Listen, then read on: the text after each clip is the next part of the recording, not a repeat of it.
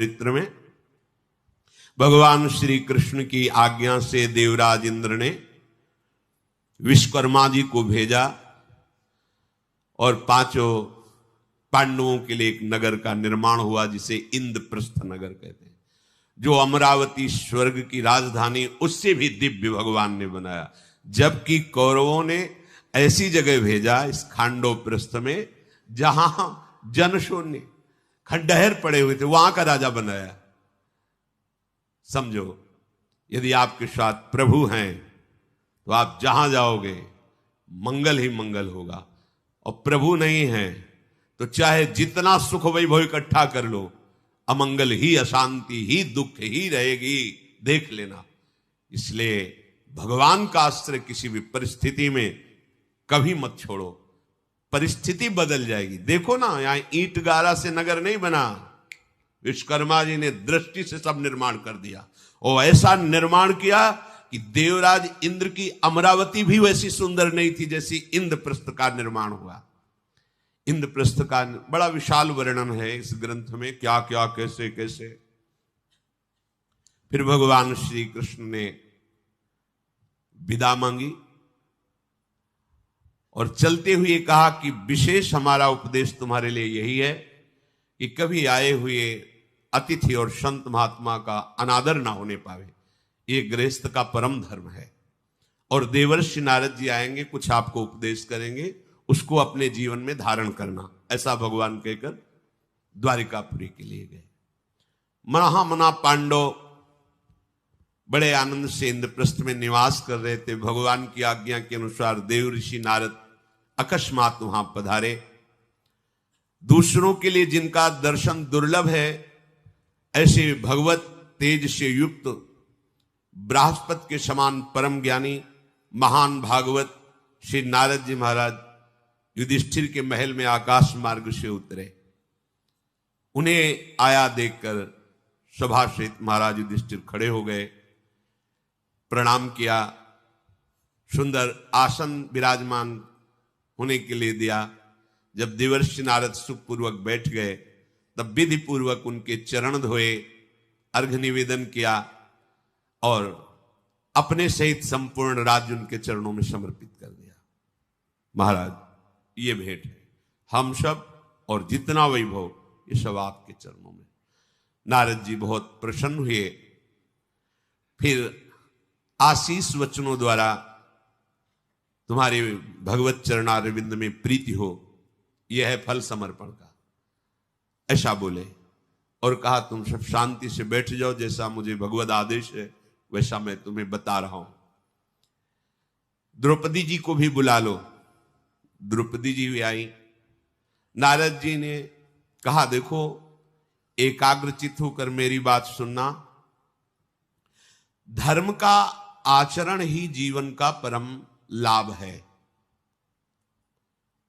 अधर्माचरण नहीं। पापाचरण करके यदि संपत्ति प्राप्त करोगे तो तुम्हारे परिवार को भी दुख भोगना पड़ेगा, तुम्हें तो भोगना ही पड़ेगा, लेकिन उस अधर्माचरण की कमाई का भोक्ता जो परिवार है, जिनके लिए तुमने अधर्माचरण पापाचरण किया है, उनको भी जलना ही होगा। नाना प्रकार की कामनाएं, अशांति, विघ्न, विपत्तियां तुम्हें चैन नहीं लेने देंगी। इसलिए मान लो, भले आप नमक रोटी खा के जियो, पर धर्माचरण करो, अधर्म से नहीं।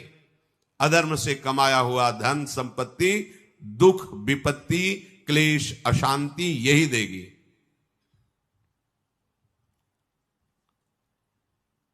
देखो तुम बड़े यशस्वी हो।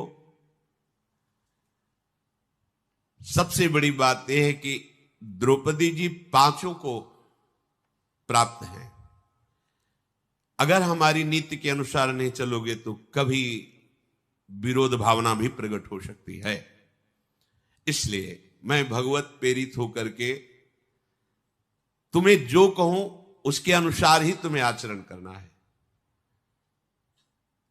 भाई भाई में कितना भी प्रेम हो, पर यह विषय ऐसा है कि इसमें द्रोह पैदा हो जाता है। नारद जी ने शुंद और उपशुंद की भ्रातृ प्रेम की कथा और द्रोह की कथा दोनों बातें बताई। पीछे सत्संग में बता चुके हैं, उदाहरण में सुंद और उपशुंद नाम के दो भयानक दैत्य थे। इन्होंने विचार किया अगर पृथ्वी पर विजय प्राप्त करनी तो पहले तपस्या करनी होगी। वो जितेंद्रीय रह करके दोनों भाइयों ने भारी तपस्या की, मंत्र जाप करते हुए कष्टमय जीवन। भगवान ब्रह्मा जी प्रसन्न हुए। ब्रह्मा जी ने कहा वरदान मांगो। उन्होंने कहा मैं अमर हो जाऊं। बोले असंभव, ये नहीं दे सकता, और कुछ मांगो। तो उनका मन में विचार किया कि हम दोनों भाइयों में बहुत प्रेम है, हमारा संकल्प भी एक बनता है, हमारी चेष्टा भी एक होती है। तो उनका यदि मृत्यु हो तो हम दोनों से ही परस्पर हो, और तुम्हारे किसी अस्त्र शस्त्र मंत्र से। बोले ये दे देंगे। तथास्तु। अब वरदान प्राप्त करके इनका दुष्ट स्वभाव, ऋषियों के आश्रमों में आग लगा देना, गांव के गांव लोगों को नाश करना स्वभाव होता है, आसुरी स्वभाव होता है, दूसरों को दुख देना। अब तो बड़ा हाहाकार मच गया, क्योंकि ना किसी ऋषि के शाप से नष्ट हो रहे हैं, ना किसी अस्त्र से मारे जा रहे हैं। ब्रह्मा जी का वरदान है। देवताओं ने भगवान ब्रह्मा से प्रार्थना की कि आपके बल से बलवान होकर पूरे त्रिभुवन का नाश कर रहे हैं, अब आप ही रक्षा कर सकते हो, क्योंकि आपका ही वरदान है। ये ना अस्त्र शस्त्र या किसी मंत्र बल से किसी भी तरह परास्त नहीं हो सकते, तो हम देवताओं का बल भी इनके आगे व्यर्थ है। भगवान ब्रह्मा जी ने विचार किया और ध्यानस्थ होकर एक अप्सरा की रचना की, जिसका नाम तिलोत्तमा अप्सरा थे। मतलब एक तिल देख लो तो मोहित हो जाओ, इतना सुंदर शरीर। तिलोत्तमा ने प्रकट होकर प्रणाम किया, क्या सेवा करें? जाओ शुंद उपशुंद में बैर प्रकट कर दो। अभी गई अभी आई। ये दोनों मदिरापान किए हुए बैठे हुए थे। अचानक एक गेंद पास आई, तो गेंद फेंकने वाले पर दृष्टि की तो तिलोत्तमा जी देखते ही होश उड़ गए। देव अप्सरा भी ऐसी आज तक नहीं देखी थी। तिलोत्तमा जी ब्रह्मलोक में रचना हुई, भगवान ब्रह्मा ने रचना ही इसीलिए की थी। दोनों दौड़े और दोनों एक साथ हाथ पकड़े, एक दाहिना एक बाएं। बड़े ने कहा छोड़, तेरी मां के समान पवित्र है, तेरी भाभी, मैंने पहले वरण किया। तिलोत्तमा जी ने छोटे की तरफ देखकर छोटे ने कहा गलत बात, आज तक हमने आपकी आज्ञा उल्लंघन नहीं की, ये आपकी अनुज वधू है, आपको देखना भी नहीं चाहिए। नहीं तुम्हारी बड़ी, वो नहीं तुम्हारी, आपस में शुरू हुआ। तिलोत्तमा दोनों की तरफ देख के मुस्कुरा दे। अच्छा तुम सुंदरी बताओ किसका वर्ण करना चाहती हो? उनका वर्ण तो एक का ही करूंगी, पर आपस में आप निर्णय कर लो कि कौन हमारे योग्य है। बड़े ने कहा मैं सर्वगुण संपन्न हूं, तुम्हारे योग्य हूं। छोटे ने कहा हमारे बल से ही तुम विजयी हो रहे हो। तिलोत्तमा ने कहा देख लो, आप लोग देख लो। छोटे ने कहा देखो अगर आप अपने को बलवान मानते हैं तो मुझसे युद्ध कीजिए। बड़े ने कहा अभी तुम्हें ढेर कर देते हैं। ढेर हो गए, दोनों के प्रहार से ढेर हो गए। देर नहीं लगी, तिलोत्तमा अंतर ध्यान हो गई और ब्रह्मा जी से कहा काम हो गया, दोनों खत्म हो गए, कोई मतलब नहीं। तो महाराज ये मैंने तुम्हें दृष्टांत इसलिए सुनाया कि तुम तो 5 हो और सर्वांग सुंदरी द्रौपदी हैं, कहीं कुछ फूट ना हो जाए, इसलिए हम तुम्हारे कल्याण के लिए कुछ नियम बनाना चाहते हैं। देवर्षि नारद जी के ऐसा कहने पर 5 पांडवों ने हाथ जोड़कर कहा प्रभु आप जो नियम बनाएंगे मैं अक्षरशः पालन करूंगा। तो नियम यह है कि द्रौपदी 1 वर्ष रहेंगी पास। 1 वर्ष महाराज युधिष्ठिर के पास, दूसरे वर्ष भीम, अर्जुन, नकुल, सहदेव। और जिस समय द्रौपदी जिसके पास हैं और वो एकांत में है तो 4 में से कोई नहीं जाएगा वहां। अगर वो चला जाता है तो 12 वर्ष तक उसे ब्रह्मचर्य रह के वनवास भोगना पड़ेगा। ये नियम है। पांडवों ने हाथ जोड़कर ये नियम स्वीकार कर लिया। महामुनि नारद जी ने प्रसन्न होकर कहा साथ में भगवत चिंतन करते रहना और ऐसे नियम का पालन करना, तुम्हारी उन्नति होगी। अंतर्धान हो गए नारद जी। नारद जी की प्रेरणा से पांडवों ने नियम बना लिया और कभी किसी का एक दूसरे से विरोध न हो, ऐसे मुख्यता भाव का ध्यान रखा। कुछ समय ही व्यतीत हुआ था परीक्षा भी होती है, नियम की परीक्षा होती है, व्यवधान उपस्थित होता है। एक ब्राह्मण चिल्लाते हुए आया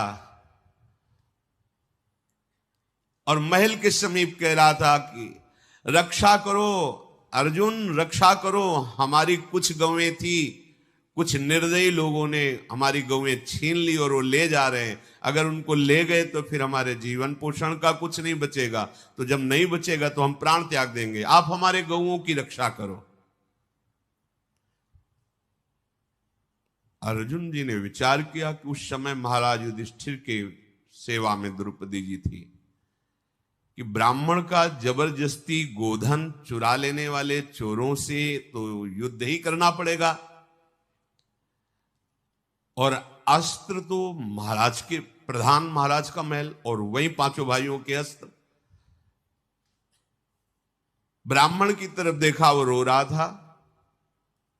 अर्जुन ने विचार किया अगर अस्त्र नहीं लेता तो कैसे बात बनेगी, अगर अस्त्र लेने जाता हूं तो इस समय महाराज युधिष्ठिर विराजमान है द्रौपदी जी के साथ, अगर वहां गया तो 12 वर्ष का वनवास निश्चित, इधर अगर नहीं गया तो ब्राह्मण शरणागत होकर पुकार रहा है, ये तो भारी अपराध बन जाएगा, और इसमें तो महाराज की कीर्ति भी क्षय होगी, तो 12 वर्ष का वनवास मुझे तो भोगना पड़ेगा, ब्राह्मण की रक्षा होगी, महाराज की कीर्ति होगी, इसलिए मुझे जाना ही चाहिए महल के अंदर। मैं अधर्म मार्ग में कभी अनुसरण नहीं करता, अर्जुन ने विचार किया, भले मेरी मृत्यु क्यों न हो जाए पर मैं अधर्म नहीं कर सकता, और गौ ब्राह्मण साधु की रक्षा करना यह हमारा मुख्य धर्म है, प्रधान धर्म है। ऐसा निश्चय करके महाराज युधिष्ठिर के महल में प्रवेश किया और जहां विराजमान थे वहां अनुमति ली। महाराज, मैं अर्जुन आपको प्रणाम करता हूं और अपना अस्त्र लेने के लिए आया हूं।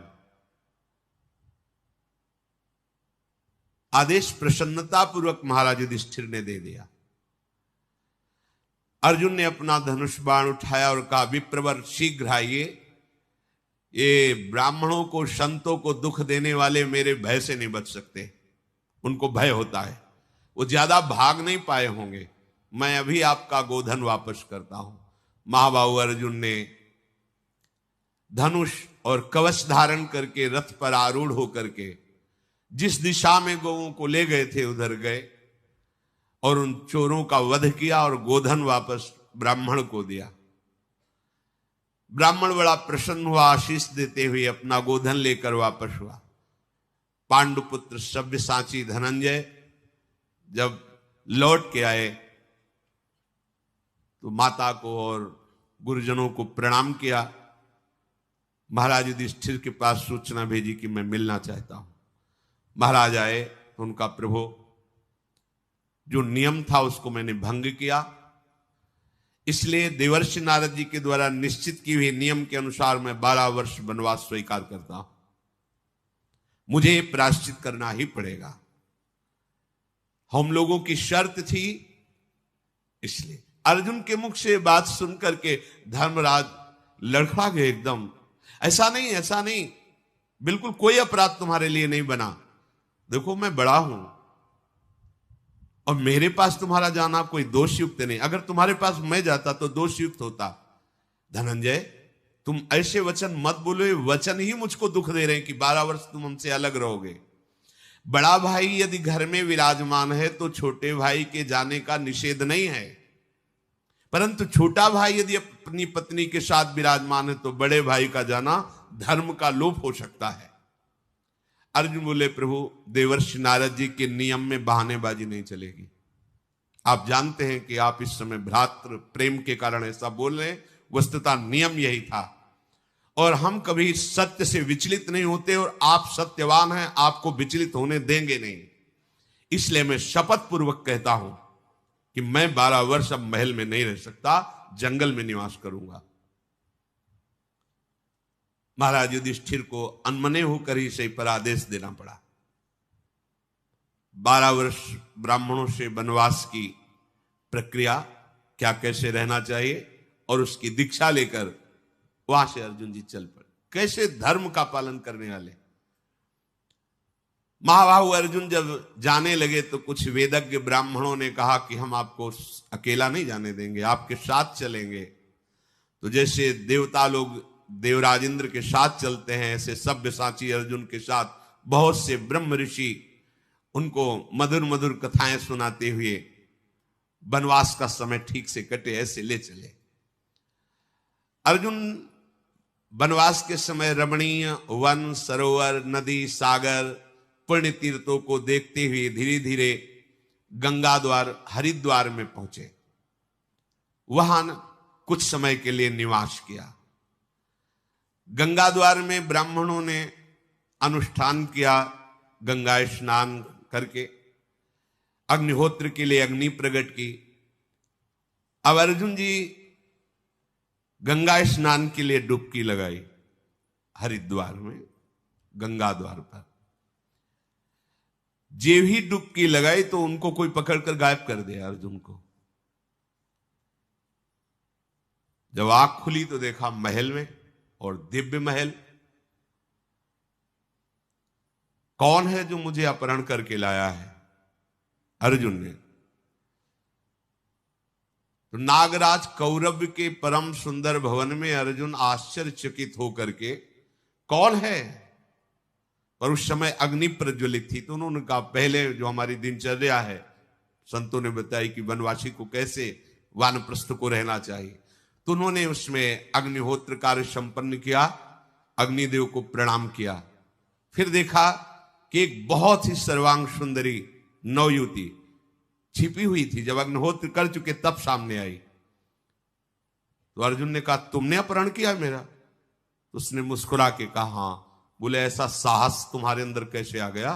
तुम जानती हो मैं कौन हूं, क्यों अपहरण किया? तुम किसकी पुत्री हो? तुम्हें कैसे सामर्थ्य मिली? उनका नाम उलूपी, नाग कन्या उलूपी। उन्होंने कहा कि मैं महाविषधर ऐरावत नाग के कुल में उत्पन्न हुई हूं। जो कौरव्य नाग मेरे पिता हैं उनकी मैं पुत्री हूं। मैं इच्छाधारी नागिन हूं। मेरा नाम उलूपी है और मेरे में अपार सामर्थ्य है, इसलिए मैंने आपका अपहरण किया। तो आप क्या चाहती हैं? मेरा अपहरण किस कार्य के लिए किया? तो उनका मैंने तुम्हें देख करके पति रूप में वर्ण किया, इसलिए अपहरण किया। तुम बहुत हमारे चित्त में भाग गए हो। आज तक हमने कभी पति का वर्ण नहीं किया। मैं कुमारी हूं और तुम्हें पति रूप से वर्ण करती हूं, और आपको हृदय दे दिया। आज तक किसी से आसक्त नहीं हूं, आगे किसी से आसक्त नहीं होंगी। ये मेरा व्रत है, अब आप मुझे स्वीकार कीजिए। अर्जुन ने कहा मैं 12 वर्ष के लिए वनवास का व्रत लिए हूं। महाराज युधिष्ठिर और ब्राह्मणों के सामने हमने संकल्प लिया है। उलूपी ने कहा मुझे पता है, आप कोई अखंड बाल ब्रह्मचारी तो है नहीं ना। द्रौपदी जी के लिए 12 वर्ष आप ब्रह्मचर्य और वनवास ले रहे ना, मेरे लिए तो नहीं ना। मुझे पता है आपका ब्रह्मचर्य कोई निर्दिष्ट नहीं कि अखंड ब्रह्मचारी, ऐसा नहीं है। आपने केवल द्रौपदी के लिए वो शर्त थी। मैं ये सब जान करके आपका अपहरण किया हूं, इसलिए आप वनवास कीजिए, पर मुझे पत्नी रूप में स्वीकार करें। ये द्रौपदी के लिए नियम बनाया गया था। ये कोई आपका संकल्प ऋषियों के द्वारा आजीवन नैष्ठिक ब्रह्मचर्य नहीं है। और मैं बहुत दुखी आर्त होकर आपकी शरण में हूं कि आप जैसा मुझे पति त्रिभुवन में नहीं मिला, और मुझे अच्छा लगा और मैंने वर्ण किया। अब मेरी इस आशा को आप मत तोड़िएगा। और वो रोते हुए अर्जुन के चरणों में याचना किया। नागराज कन्या उलूपी के ऐसा कहने पर कुंती कुमार अर्जुन कुछ समय तक मौन होकर शांत हो गए और धर्म का चिंतन करने लगे कि मेरे हृदय में प्रेरणा करो, क्या ये मेरे भाग्य विधान से ऐसा है? फिर अर्जुन को अंदर से प्रेरणा आई कि ये ऐसा ही विधान है। उलूपी को स्वीकार किया अर्जुन ने और काफी समय तक उसके समीप रहे। अर्जुन फिर वहां जाने को तैयार हुए। उलूपी के गर्भ से महान बल पराक्रमी इरावान नाम का पुत्र प्रकट हुआ। और उलूपी ने कहा, आपने मुझे जीवन दान दिया, आप मेरे पति रूप हुए, तो मैं आपको ये शक्ति देती हूं कि चाहे जितना अगाध जल हो, कभी आप डूबेंगे नहीं, जल में कभी नहीं डूबेंगे। और कोई भी विषैला जंतु आपको काटेगा तो आपके ऊपर विष नहीं चढ़ेगा। महाराज, मैं आपके इस पुत्र के सहारे जीवन व्यतीत कर लूंगी और सदैव आपके ही रहूंगी। अर्जुन वहां से पश्चिमी समुद्र के तट पर होते हुए जितने तीर्थ देवालय, इन सब की यात्रा दर्शन करते हुए आगे बढ़े। प्रभास क्षेत्र में अर्जुन गए। प्रभास क्षेत्र में जब अर्जुन गए तो गुप्तचर, जब अर्जुन वनवास के लिए निकले थे तभी से द्वारिकाधीश ने लगा दिया था कि कभी कोई शत्रु अर्जुन पर आक्रमण करे तुरंत मुझे सूचना दी जाए। तो समझ लो, हमारे साथ गुप्तचर प्रभु के लगे हुए हैं, तुम अकेले नहीं हो।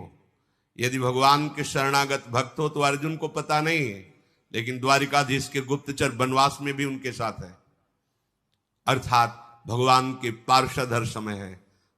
पुत्र के लिए निकला मुख से नारायण और भगवान पार्षद प्रकट, अर्थात सर्वत्र जिनकी गति है, ऐसे भगवत पार्षदों द्वारा भक्त सुरक्षित रहता है। उसको पता नहीं होता पर वो निर्भय रहता है। इसी बल से गुप्तचरों ने जाके सूचना दी कि रमणीय प्रभास क्षेत्र में अर्जुन जी का पदार्पण हुआ है। तो अपने परम मित्र कुंती नंदन अर्जुन से मिलने के लिए प्रभु श्री कृष्ण परिकर सहित प्रभास क्षेत्र में गए। दोनों आपस में हृदय लगा करके मिले। इन्हीं के अंश से भगवान नर नारायण ही है। भगवान श्री कृष्ण ने पूछा, अर्जुन कैसी वनवासी दिनचर्या चल रही है? तो उनका प्रभु, बहुत से तीर्थों में ऋषियों की बड़ी कृपा मिली, बड़ा तीर्थों का पावन अवगाहन हुआ, सारा का सारा वृत्तांत सुना दिया।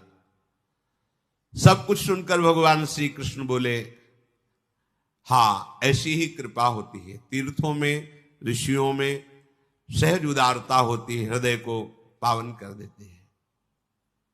भगवान श्री कृष्ण और अर्जुन दोनों प्रभास क्षेत्र में इच्छानुसार विचरण किए। बहुत ही दिव्य रविवर्तक पर्वत है, वहां ठहरे। भगवान श्री कृष्ण ने कहा, इतना लंबा तीर्थ यात्रा करके आ रहे हो तो कुछ गुप्त बातें भी तो बताओ।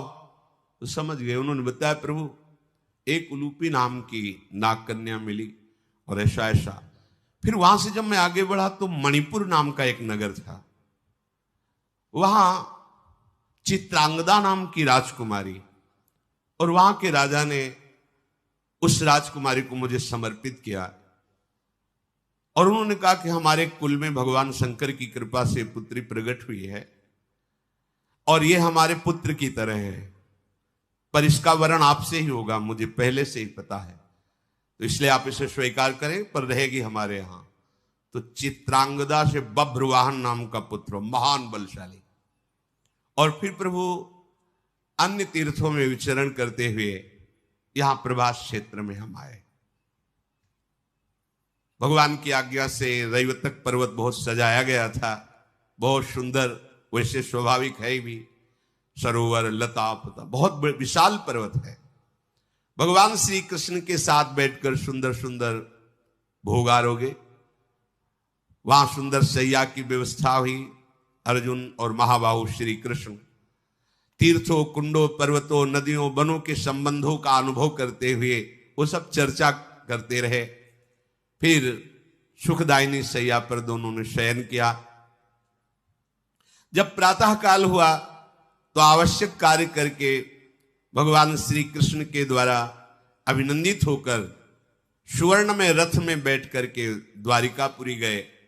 द्वारिकापुरी में बड़ा स्वागत हुआ अर्जुन जी का।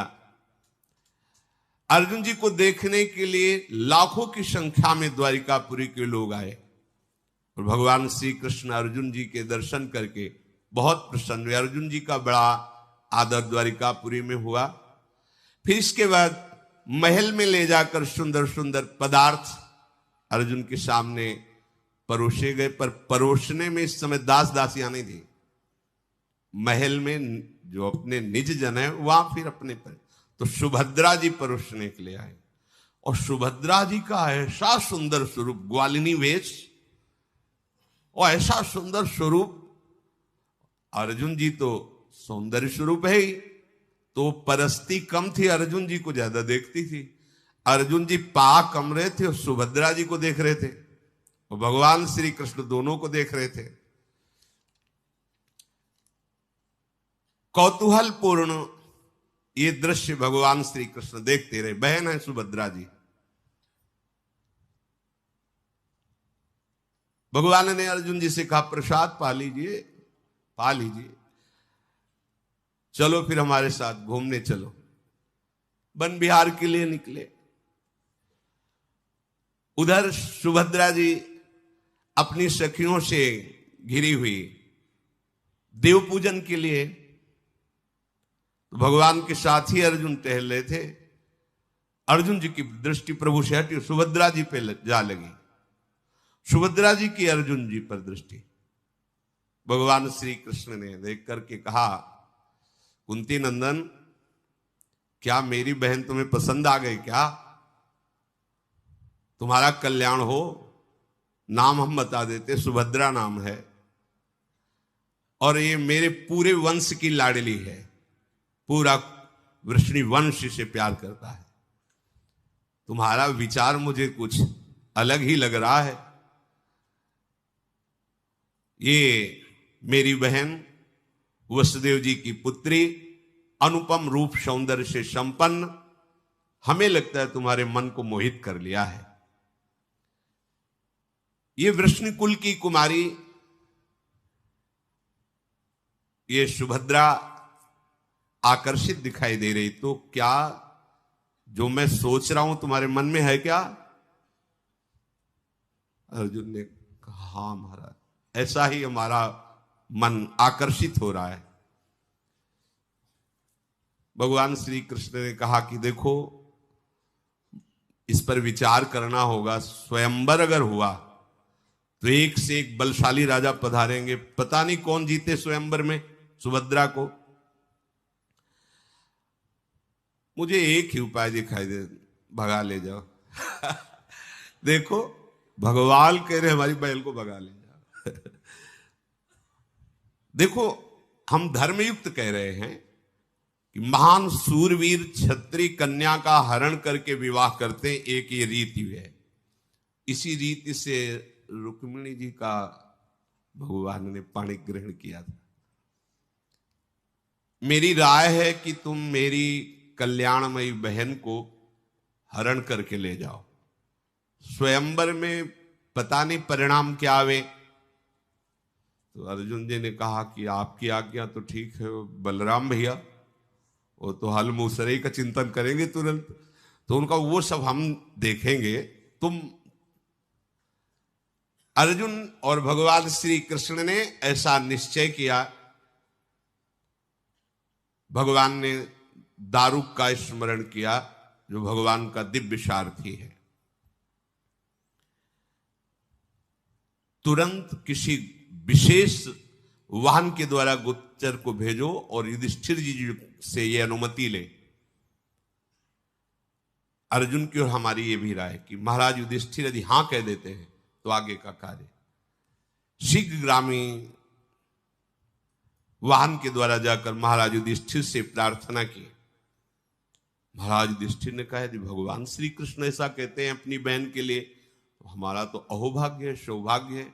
और इस पक्ष से कन्या गई भी है, वसुदेव जी की बहन कुंती जी है ना। ये भगवान को जब आकर के सूचना वाक ने कहा कि प्रभु युधिष्ठिर जी की सम्मति है, तो भगवान ने दारुक से कहा हमारा रथ निकालो, सब उसमें दिव्यास्त्र रख दो, और सैब्य सुग्रीव आदि जो दिव्य घोड़े आकाश मार्ग से किसी भी लोक में जा सकते हैं, उन घोड़ों से जुता हुआ दिव्य रथ जिसकी मेघ की समान गर्जना होती चलने में, अग्नि के समान प्रज्वलित तेजों में दिखाई देता है। और कहा धनंजय एक कवच धारण करो, क्योंकि अब आगे क्या होगा संभालते संभालते, दस्ताने पहन लो और तुम ये सबसे कहो कि आज मैं यहां वन विहार शिकार करना खेलना चाहता हूं, इसलिए ये रथ लेके जा रहा हूं, आगे की हम व्यवस्था करेंगे। तो अर्जुन ने और सगे संबंधी जो वृष्णिजन उनसे कहा आज बहुत दिनों से हमने वन में शिकार नहीं खेला, तो इस रथ पर बैठकर शिकार के लिए जा रहे हैं। भगवान ने सुभद्रा जी से कहा कि रैवतक पर्वत में जो विराजमान कुल देवता है उनका पूजन करने के लिए तुम निकलो। सुंदर श्रृंगार करके पूजा की सामग्री लेके कुछ सैनिकों की सुरक्षा में सुभद्रा जी देव पूजन के लिए निकली। सर्वांग सुंदरी सुभद्रा जी, अर्जुन जी उधर रथ लेके गए, पूजा की थाली हुए देवता के पास रख दी कि अपना पूज लेना अपने आप को, और रथ में आके अर्जुन ने गोद में लेकर उनको रथ में बैठा लो। भगवान ने बता दिया था कि दारुक तुम बैठे रहना, घोड़ों की लगाम सुभद्रा के हाथ में होनी चाहिए, अर्जुन जी तुम पीछे बैठना। सैनिकों को तो अर्जुन ने वापस किया अस्त्रों से रोक करके, भाग करके उस सभा में गए, महाराज उग्रसेन की सभा में गए। अन्याय हो गया, राजकुमारी सुभद्रा का बलपूर्वक अपहरण अर्जुन ने कर लिया। भगवान भी जाकर सभा में चुपचाप बैठ गए। अपहरण कर लिया, यह शब्द बहुत बड़ा होता है। जे ही ये समाचार मिला तो संपूर्ण सभासद एक साथ खड़े हो गए। उन्होंने कहा ऐसा दुस्साहस करने का बल कैसे अर्जुन को प्राप्त हुआ, पूरी हस्तिनापुर इंद्रप्रस्थ को यहीं से नष्ट कर देंगे। भगवान बलराम जी ने हल का स्मरण किया, मूषल का स्मरण किया, तो हाल ऐसा था कि वो वहीं खड़े खड़े चाहे तो हस्तिनापुर को घसीट सकते हैं, खड़े खड़े चाहे तो इंद्रप्रस्थ को मिटा सकते हैं। संकर्षण है, इन्हीं की आग प्रकट की हुई मुख से संपूर्ण प्रलयाग्नि बढ़ती है। सब वीर बिल्कुल तैयार। बलराम जी की दृष्टि गई प्रभु श्री कृष्ण पर, मंद मुस्कुराते हुए शांत बैठे। दुंदुभियां बजने लगी, युद्ध की घोषणा हो गई, सारे सैनिक तैयार। रथ किसका था, कहां से रथ प्राप्त हुआ? सैनिकों ने कहा कि वासुदेव का रथ था। और उनकी तरफ देखा तो चुप बैठे थे। तो उनका अरे मूर्खो रुको, तो सैनिकों से कहा ये चुप काहे को बैठे हैं, इनकी बहन नहीं है क्या? बलराम जी नजदीक गए, बोले तुम युद्ध के लिए तैयार नहीं हो क्या? तुम क्यों चुप बैठे? तुम्हारा रथ कैसे अर्जुन को मिल गया? उन्होंने कहा कि देखो प्रभु, आप हमसे बड़े हो, पर विचार पूर्वक हर कार्य करना चाहिए। सैनिक को बुलाओ जिससे सूचना दी। जी, क्या दृश्य देखा वैसे ही बताओ। दारुक सामने बैठे थे, रथ सुभद्रा हाँक रही थी, अर्जुन पीछे बैठे थे। बोले भैया मुझे लगता है सुभद्रा ने अर्जुन का अपहरण कर लिया। सैनिकों से पता चल, आप देख लो पहले, अगर अर्जुन बलपूर्वक सुभद्रा को पीछे बैठा ले होते और स्वयं अर्जुन शांत बैठे हैं, सुभद्रा रथ हाँक रही, तो आप ये क्या दर्शा रहा है कि सुभद्रा अर्जुन पर मोहित हुई, अर्जुन का अपहरण कर लिया। तो आपको क्या उचित है? अर्जुन क्या दंड के पात्र हैं? और कहीं इस स्थिति में अपनी सीमा से सुभद्रा आगे निकल गई तो आप उत्तर देने लायक रहेंगे कि बलराम की बहन सुभद्रा ने अर्जुन का अपहरण कर लिया? सब विद्वांसी साहब, बलराम जी से कहा उचित है ये, तत्काल बुजुर्ग जनों को भेजो और प्रार्थना करके अर्जुन को बुलाओ और उत्साह के से सुभद्रा का ब्याह अर्जुन से किया गया है ये घोषणा करवा दो। बलराम जी ने कहा यही ठीक रहेगा, यही ठीक रहेगा। अच्छा, जिसके पक्ष में भगवान है उसका कैसे, आप समझो, जहां भगवान पक्ष ले रहे हैं वहां बिगड़ क्या सकता है? अब अर्जुन के मन में था ही कि प्रभु उधर है, ज्यादा बिगड़ नहीं पाएगी। देखा बड़े बड़े महारथी आ रहे हैं, तो अर्जुन सावधान स्थिति में हुए। वो लोग शांत उतर करके गए प्रणाम मुद्रा में और कहा वासुदेव श्री कृष्ण और बलराम जी ने आपको सादर बुलाया। सादर शब्द से समझ गए कि प्रभु की लीला। वापस गए, बड़े ही जय घोष के साथ अर्जुन का स्वागत किया गया और समस्त यादवों के बीच में सुभद्रा जी का धर्म के अनुसार पाणी ग्रहण संस्कार अर्जुन से हुआ। अर्जुन कुछ समय तक वहां व्यतीत किए, फिर द्वारिका से वृषणवंशियों द्वारा पूजित होकर, क्योंकि 12 वर्ष पूर्ण करने थे, पुष्कर तीर्थ में गए और वनवास का शेष समय इन तीर्थों में वास करते हुए पूरा किया। जब 12 वर्ष तीर्थों में वास करते हुए पूर्ण हुए, फिर वो इंद्रप्रस्थ आए, जो पूर्व में खांडोप्रस्थ कहा गया। धौम्याचार्य जी ने स्वस्ति वाचन किया, माता कुंती जी ने हृदय से लगा करके उनको आशीर्वाद दिया। महाराज युधिष्ठिर और भीम के अर्जुन ने चरण छुए, नकुल सहदेव ने अर्जुन के चरण छुए। बड़ा आनंद। अर्जुन ने सूचना दे दी थी द्वारिका में कि मैं अमुक तिथि को पहुंच रहा हूं, हमारा वनवास पूरा होगा। तो उधर से बहुत से सैनिकों से सुरक्षित सुंदर गोप वेश में, घांगरा चुंदरी जो गोप वेश, इसमें सुभद्रा जी को ग्वालिनी का सा वेश और अपार संपत्ति द्वारिका से साथ में। ये जब सूचना दुर्योधन कर्ण आदि को मिली तो होश उड़ गए कि इनकी तो रोज की रोज उन्नति हो रही। हाँ, ये विश्वास आप कर लीजिए, यदि आपने प्रभु श्री कृष्ण का आश्रय ले लिया है तो कुछ बीच में आपको विपत्तियां सहनी पड़े भले, लेकिन वो विपत्ति आपके महासुख का कारण बनेगी। दिन दिन बढ़े प्रताप शुक्ल पक्ष, जैसे चंद्र कला, रे मन भजिए नंद लला। कहीं भी आप रहो, कहीं भी घर कानन में रहो, कहूं भी पकड़े ना ही पला, रे मन भजिए नंद। कोई पैदा नहीं हुआ कि तुम्हारा पल्लू पकड़ ले। देखो, जिसकी तरफ भगवान है, जैसे शुक्ल पक्ष का चंद्रमा बढ़ता है, ऐसी उसकी यश कीर्ति वैभव बल सब बढ़ता है। विश्वास करके भगवान का आश्रय लेना चाहिए। सुभद्रा जी जे भी महल में प्रवेश की तो जो देखता सुभद्रा जी का स्वरूप। भगवान श्री कृष्ण की बहन है और ग्वालिनी वेश तो वैसे ही मनोहर वेश होता है। सुभद्रा जी सबसे पहले राजमहल में जाकर माता कुंती के चरणों में प्रणाम किया, फिर प्रसन्नता पूर्वक आशीर्वाद प्राप्त करके द्रौपदी जी के समीप गए। द्रौपदी जी के चरण छुए, कहा देवी मैं आपकी सदैव दासी हूं और दासी ही रहूंगी, क्योंकि बड़ी है। देखो कैसा मृदु व्यवहार है।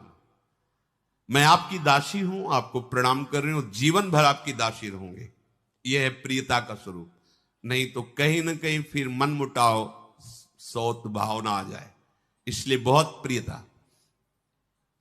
द्रौपदी जी ने हृदय से लगा के कहा, बहन तुम्हारा पति प्रेम प्रतिदिन बढ़े, तुम्हारे पति सदैव स्वस्थ रहे। शब्द देखिए, तुम्हारे पति, ये शब्दों। सुभद्रा ने आनंद मगन होकर कहा, ऐसा ही हो, ऐसा ही हो। कमल नयन भगवान श्री कृष्ण ने जब ये पता चला कि सुव्यवस्थित सुभद्रा जी महल पहुंच गई हैं, तब महारथियों से कहा कि भारी सामग्री और पहुंचाई जाए।